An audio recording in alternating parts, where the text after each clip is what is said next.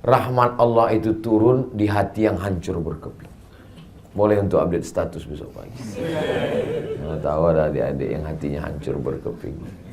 Kenapa kadang hidup kita itu dibuat Allah hancur babak belur, berkeping macam kaca jatuh ke batu? Karena di saat itulah sujud kita lebih lama. Karena di saat itulah air mata kita menetes. Kalau kita di atas awan, bangsawan, bangsa yang hidup di atas awan, kita mungkin angkuh dan sombong. Tapi kalau kita sudah jatuh terjerembab, saat kita berteriak, tak ada lagi manusia mau mendengar kita, berbisiklah ke tanah. Malaikat-malaikat di langit akan mengaminkan doa kita. Bismillahirrahmanirrahim. Assalamualaikum warahmatullahi wabarakatuh. Alhamdulillah. Allahumma salli ala Sayyidina Muhammad wa ala ali Sayyidina Muhammad.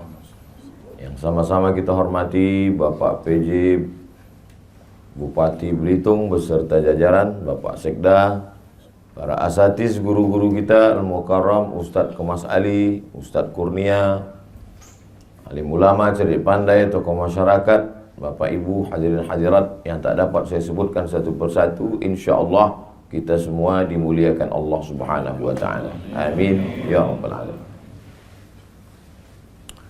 Innallaha idza ahabba 'abdan ista'malahu. Kalau Allah suka kepada seorang hamba, maka hamba itu dipakainya, digunakannya. Kita kalau suka sama baju itu kita pakai, kita gunakan. Suka kita sama cincin itu kita pakai.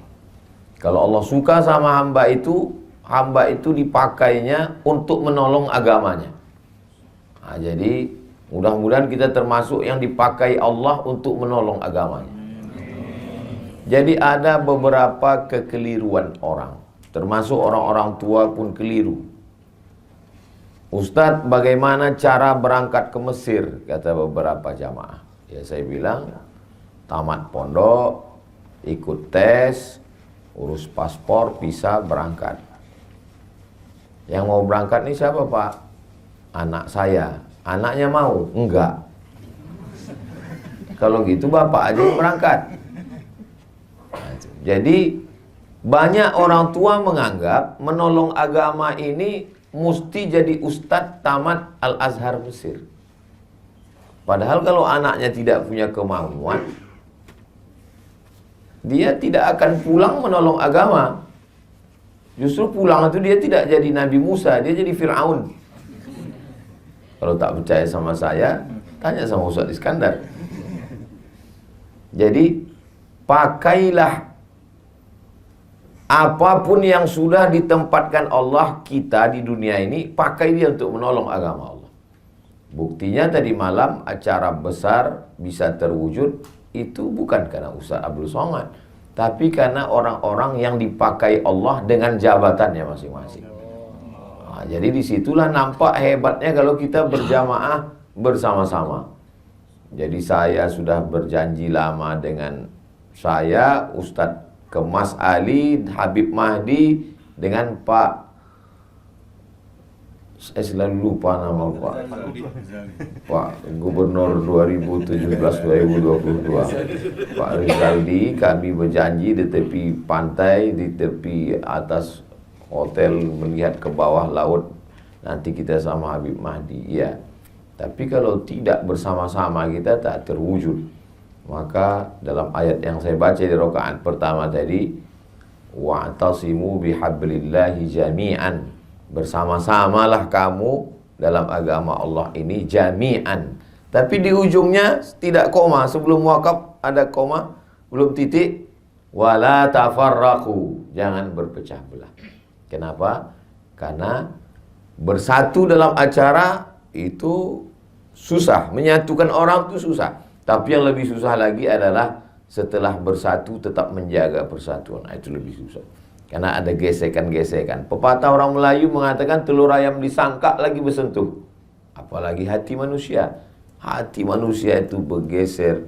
Makanya saya seringkali mengatakan alat telekomunikasi sekarang canggih. Tapi justru alat itulah yang merusak hati kita.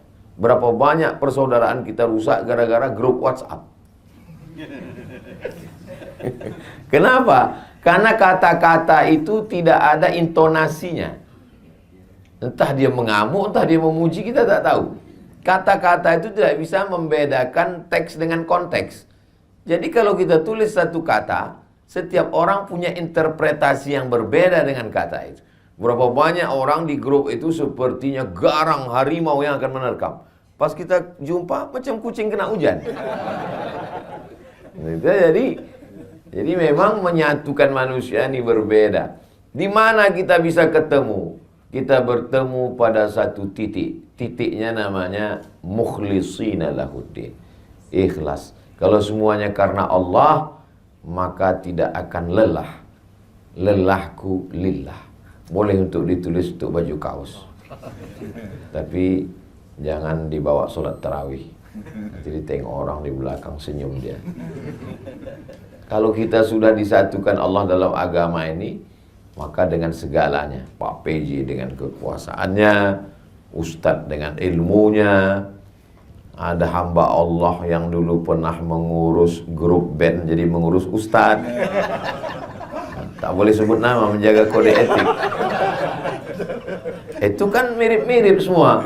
Ngurus pentas, ngurus sound, ngurus pengawalan, ngurus ketertiban penonton. Bedanya yang dulu penonton sekarang disebut jamaah. Yang dulu yang tampil itu membawakan lagu-lagu setan, sekarang membawakan sholawat, tausiah. Itu aja, tapi entertainnya sama. Ilmunya itulah yang dibawa menolong agama ini. Jadi kalau ada orang-orang yang dulu punya kemampuan show, entertain, lalu kemudian setelah dia taubat ditinggalkannya semua. Dulu abang bisa ngurus-ngurus acara nih. Itu dunia jahiliyah udah saya tinggalkan Pak Ustaz. Oh tidak ditinggalkan. Makanya kata Nabi, khiyarukum fil jahiliyah, khiyarukum fil Islam. Kalau dulu di zaman jahiliyahnya dia adalah orang terjahat, maka setelah dia masuk Islam, dia berubah jadi orang baik, tapi dunia itu tak dia tinggalkan. Contoh, Khalid bin Walid. Ketika perang Uhud, Khalid bin Walid lah yang menyerang Nabi di Bukit Uhud itu. Ini Bukit Jabal Rumat, Bukit Pemanah. Kata Nabi, ku tinggalkan 70 pemanah di atas, aku turun ke bawah. Nanti kalau kalian lihat saya menang, kalian jangan turun. Kalau kalian lihat saya kalah, kalian pun jangan turun. Kalian konsen di atas. Saya setelah pakai cincin satam ini mau begini aja tangan saya.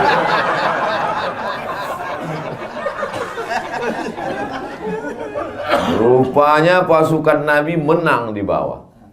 Mereka tak tahan melihat harta rampasan perang, turun mereka. Begitu turun pasukan pemanah dari atas, datang pasukan Khalid bin Walid dari belakang. Kalah pasukan Nabi. Tapi setelah Khalid bin Walid masuk Islam, dia tidak baca Yasin di masjid. Dia tidak hanya duduk berzikir, dia tetap menjadi panglima perang. Bedanya, dulu menyerang Nabi, sekarang membela Nabi. Jadi sekarang banyak fenomena hijrah, pengusaha bertaubat, setelah habis itu duduk di masjid. Pas ditanya, gimana ruko bapak, gimana kebun sawit bapak, gimana bisnis bapak, gimana tambang bapak? Sudah saya tinggalkan semua Pak. Saya mau mati. Ya kalau mati kok tidak? Saya banyak ketemu orang mau resign.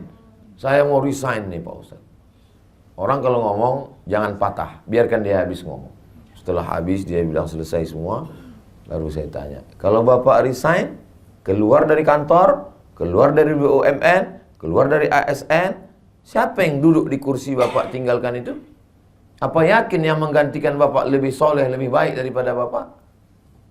Enggak ada Pak Ustaz, setengah setan yang menggantikan. Berarti bapak membiarkan amanah ini diambil orang. Iya Pak Ustaz, tapi saya tak tahan duit-duit haram ini. Kasih ke saya. Jadi banyak orang berpikir yang dipikirkannya dirinya aja sendiri. Padahal kalau segenggam kekuasaan itu di tangannya, banyak yang bisa dia lakukan. Jadi kalau ada orang berpikir yang penting saya sholat subuh, yang penting saya puasa Senin Kamis, yang penting saya tahajud malam, yang penting saya berzikir. Kalau begitulah cara berpikir, takkan merdeka Palestina oleh Salahuddin Al-Ayyubi.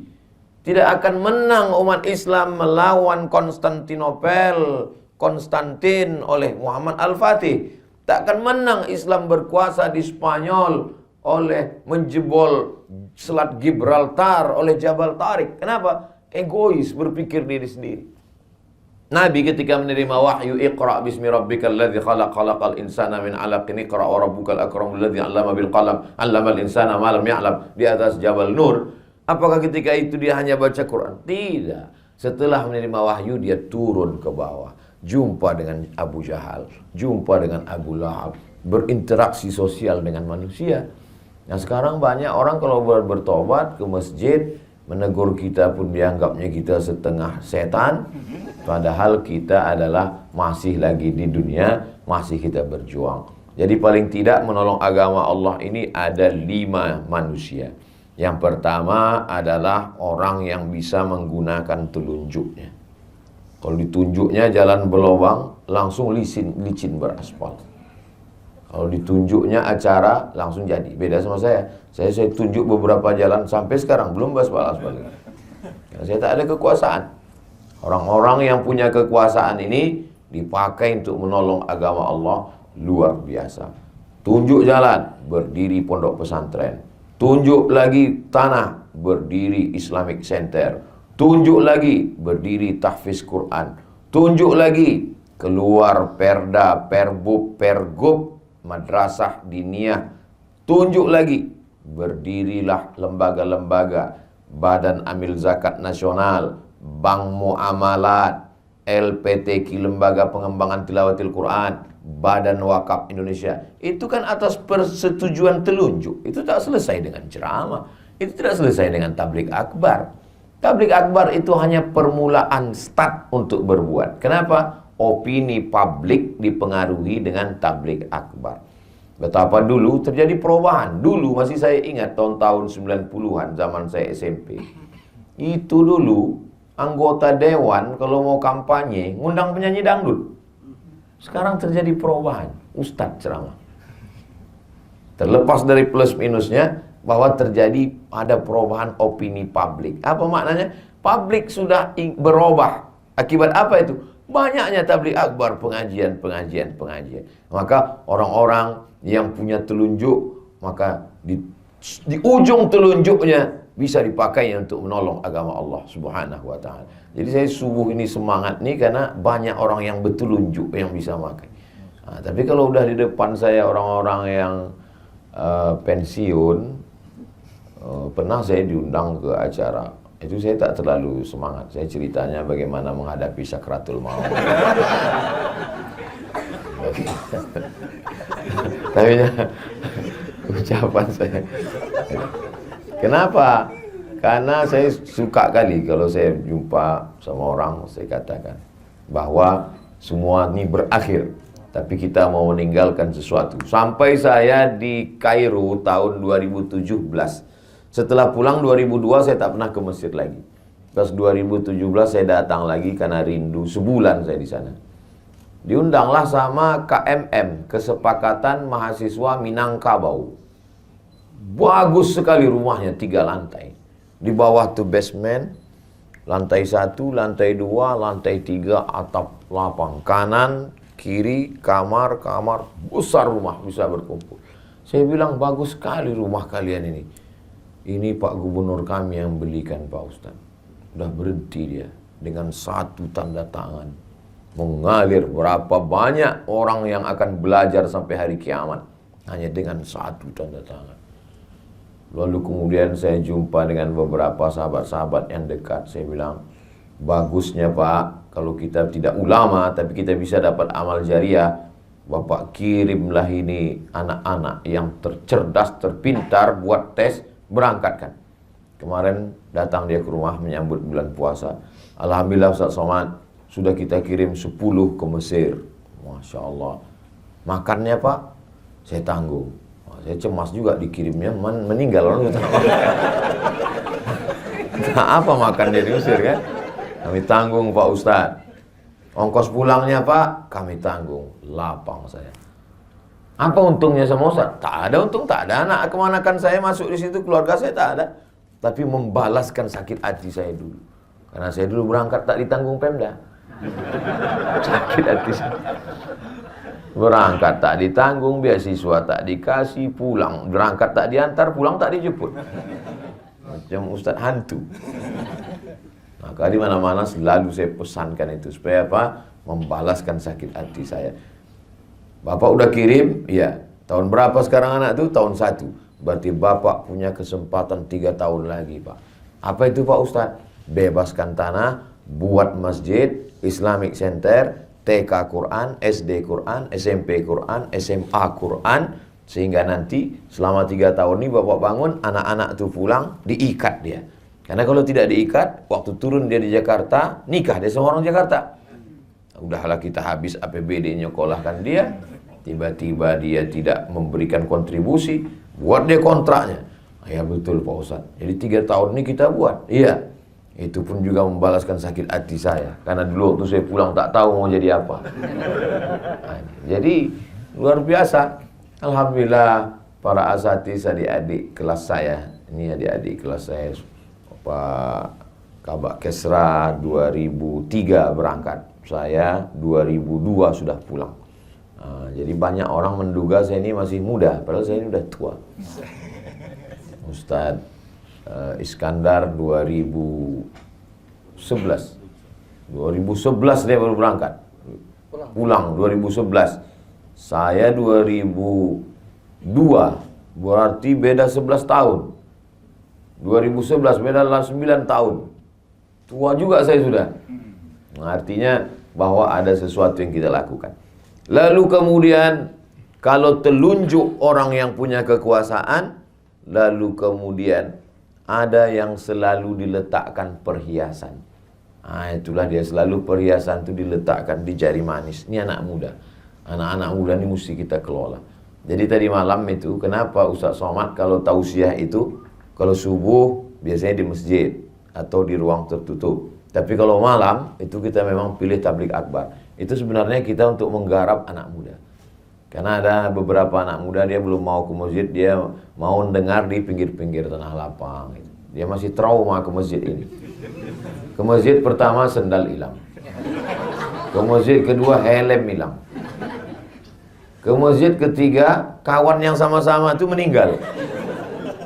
Jadi nama penyakitnya Masjid Traumatic Syndrome.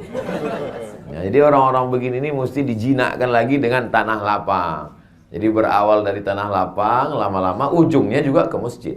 Bukan berarti hanya berhenti di tanah lapang, enggak.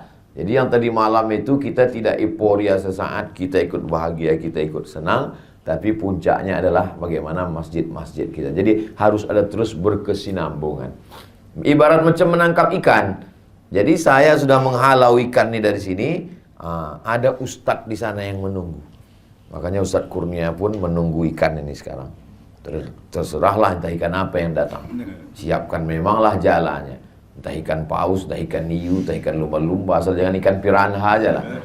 Artinya apa? Kita bekerja sama. Makanya selalu saya katakan, masukkan anak ke pesantren, masukkan anak ke pendidikan yang dikelola para habaib, para kiai kita, masukkan ke madrasah. Itu dalam rangka menghalau ini. Baru setelah itu nanti mereka akan bertanya, di mana kami daftarkan anak kami Pak Ustadz? Bermunculan iklan. Daftarkan anak Anda segera. Hubungi nomor kontak berikut ini. Ingat, kuota terbatas. Nanti beberapa hari lagi keluarlah iklannya itu. Itu dalam rangka apa? Karena pemuda ini kalau tidak kita garap, digarap aliran sekuler, komunis, ateis, agnostik, liberal, macam-macam di medsos itu. Tadi waktu habis sahur tadi, saya baru aja mengirim web yang diisi oleh orang-orang ateis. Jadi isinya itu ngejek agama aja. Sampai yang di atas itu ditulisnya, kalau memang Tuhan itu ada, kenapa dia menegur saya melalui mulut kamu? Itu kan memandang. Tapi dia pakai fake account semua. Dan itu saya kirimkan ke kawan-kawan supaya jangan terlalu sibuk berkelahi antara sesama kita, sementara ini kita diamkan. Nah, ini saya artinya anak muda ini mesti kita garap. Lalu kemudian ada telunjuk yang punya kekuasaan, ada anak muda di tengah ini, inilah dia ulama. Ulama selalu di tengah, selalu menengahi, selalu membersamai. Tak miring ke kanan, tak miring ke kiri, selalu bersama, mengayomi, melindungi, tempat bertanya, fas'alu ahla dzikri in kuntum la ta'lamun. Tapi tidak mesti kita. Ustaz, itu kemarin yang jadi ketua pengurus masjid adalah fulan. Oh, sahabat saya, kawan saya, adik kelas saya, senior saya, kakak kelas saya. Bersama-sama kita. Jadi orang melihat kita. Kalau saya salah, yang disalahkan orang bukan Abdul Somad, yang disalahkan Al-Azhar. Yang disalahkan orang adalah semua kena. Ustadz Iskandar kena, Ustadz Kurnia pun kena. Itu kan kakak kelas kau itu kan, kata dia. Ustadz Kurnia kenal dengan Ustadz Somad? Oh, kakak kelas saya. Oh ya, dulu memang pernah, tapi sekarang udah lama tak jumpa. Alhamdulillah. Mudah-mudahan kita istiqomah insyaallah. Karena kita sudah membawa Islam, sudah membawa Quran, membawa hadis Nabi. Jadi tidak hanya sekedar membawa personal nama kita. Saya dikasih tahu tadi sampai 5.30, setengah 6. Terasa juga dia jam sudah dekat. Telunjuk ulama, anak muda. Kelingking ini jangan disepelekan. Walaupun dia kecil, kalau tak ada dia cuma mengorek upil. Kalau tak ada dia cuma mengorek telinga. Gatal lubang telinga kita. Takkan mungkin pakai jempol. Besar betul lubang telinga. Artinya apa? Memang ada orang-orang kecil, tapi jangan lupa, boleh jadi azab Allah itu tidak turun karena yang kecil-kecil ini. Orang kecil itu lebih ikhlas. Orang kecil itu lebih tulus. Orang kecil itu lebih dekat kepada Allah. Kenapa? Rahmat Allah itu turun di hati yang hancur berkeping. Boleh untuk update status besok pagi. Nah, tahu ada adik-adik yang hatinya hancur berkeping. Kenapa kadang hidup kita itu dibuat Allah hancur babak belur, berkeping macam kaca jatuh ke batu? Karena di saat itulah sujud kita lebih lama. Karena di saat itulah air mata kita menetes. Kalau kita di atas awan, bangsawan, bangsa yang hidup di atas awan, kita mungkin angkuh dan sombong. Tapi kalau kita sudah jatuh terjerembab, saat kita berteriak, tak ada lagi manusia mau mendengar kita, berbisiklah ke tanah. Malaikat-malaikat di langit akan mengaminkan doa kita. Saya sejak di Belitung ini puitis pula sekarang. Nah, maka orang-orang kecil sepele ini jangan disia-siakan. Masya Allah, tabarakallah. Kemarin Ustadz kita berbuka bersama 16.000 porsi. Terbayanglah itu berapa duit. Dari mana itu datang? Bahkan sampai ada LSM yang mempertanyakan ini datang dari mana. Tapi panitia kita luar biasa. Kalau abang mau nambah duitnya silakan datang. Dan mantap. Gak perlu marah-marah. Gak perlu ngamuk-ngamuk. Ngapa tanya-tanya? Ini tak perlu. Ini dari mana duitnya? Kalau mau nambah silakan datang. Kalau nggak mau nambah, ya paling tidak jangan nambah beban. Kan sedap. Lebih baik lembut tapi mengena. Untuk apa keras tak kena? Begitulah. Dari mana jawaban-jawaban lembut itu datang? Dari Allah. Allah kirimkan ke hati dan pikiran orang beriman supaya orang tak tersinggung. Tapi mengena dalam hati. Sampai mati dia ingat itu. Akan datang kalau ada acara tabligh akbar lagi, mau menelpon, kena lagi nanti gitu. Begitulah Allah SWT cara melindungi. Kadang kita tak pernah terpikirkan sesuatu, tapi Allah yang membisikkan. Kalau bisikan datang dari malaikat yang dikirim oleh Allah, ilham namanya. Kalau bisikan yang datang dari setan, waswasah namanya. Lil insani lammatani. Manusia itu punya bisikan. Datang dari setan, datang dari malaikat. Kalau kita berwudu, kita beristighfar, kita sholat sunat, kita istiqomah, datang bisikan-bisikan yang kadang tak terlintas di hati dan pikiran kita. Begitu juga kalau kita jahat, kita buat dosa, datang juga bisikan-bisikan untuk buat dosa yang tak terlintas di hati pendosa sekalipun. Ada aja ide-idemu untuk buat dosa itu yang tak terpikirkan orang. Jadi kalau Bapak Ibu melihat ada orang, heran. Dia kalau mau buat dosa ini ada aja idenya Pak Ustaz. Berarti memang kawan-kawan setan. Satu geng dia. Yang punya telunjuk, sudah. Yang penengah, sudah. Anak muda, sudah. Orang kecil, sudah.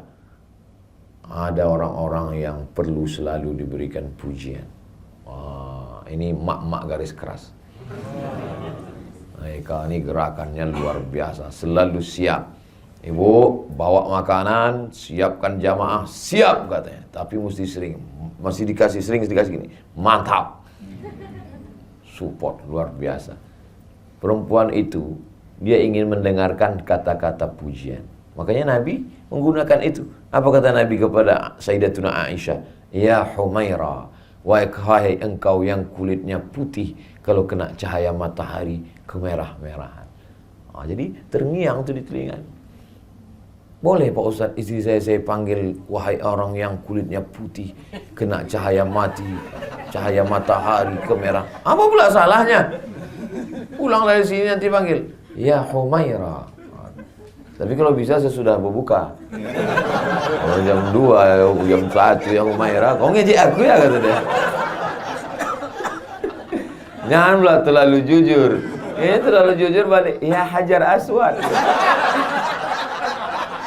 Ngawur lah dia. Jadi kita memang harus selalu memberikan kata-kata yang baik, mengangkat hati, perasaan, mensupport, memberikan. Kita pun terasa itu.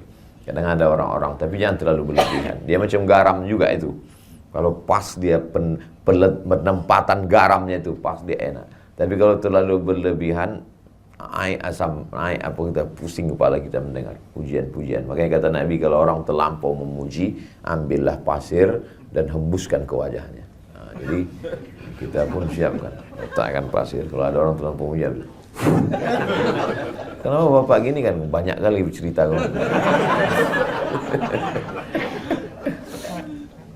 Saya mohon maaf, duduk di atas ini bukan kemauan saya. Ustadz Kurnia yang ngasih kursi ini. Begitulah sibuknya kemarin orang mencari kursi. Saya dikasih pula kursi. Nah, kenapa saya dudukkan di sini? Biar sejajar sama kamera. Nah, ini saya jelaskan supaya jangan ada dusta di antara kita. Nah, setelah pertemuan ini kita tidak berpisah, karena kita akan selalu bersama dalam doa. Tak putus doa saya untuk Pak PJ beserta Ibu, Pak Ezaldi beserta Ibu, untuk Pak Sekda beserta Ibu, untuk seluruh Belitung saudara-saudara saya dalam La ilaha illallah Muhammad Rasulullah SAW. Mudah-mudahan Allah menjaga bapak-bapak Ibu semua. Allah menjaga Belitung, Allah menjaga saudara-saudara kita sebangsa setanah air, dijadikan Allah negeri ini baldatun thayyibatun wa rabbun ghafur. Keluarga kita sakinah mawaddah warahmah, anak-anak kita soleh dan solehah. Istiqomah kita sampai mati dalam la ilaha illallah. Ala hazihi niyah, untuk niat yang baik ini. Al-Fatihah. A'udzubillahi minasyaitonir rajim. Bismillahirrahmanirrahim. Alhamdulillahirabbil alamin arrahmanir rahim maliki yaumiddin. Iyyaka na'budu wa iyyaka nasta'in. Ihdinas siratal mustaqim. Siratal ladzina an'amta 'alaihim ghairil maghdubi 'alaihim waladdallin. Amin. Allahumma inna nas'aluka salamatan fid din. Selamatkan kami dalam agama kami, dalam akidah Ahlussunnah wal Jamaah. Jangan sampai anak cucu kami murtad, na'udzubillah. Jadikan mereka istiqamah dalam iman dan Islam. Wa afiatan fil jasad. Sehatkan badan kami supaya kami bisa beribadah, menolong agamamu. Wa ziyadatan fil ilmi. Tambahkan ilmu kami supaya benar amal kami.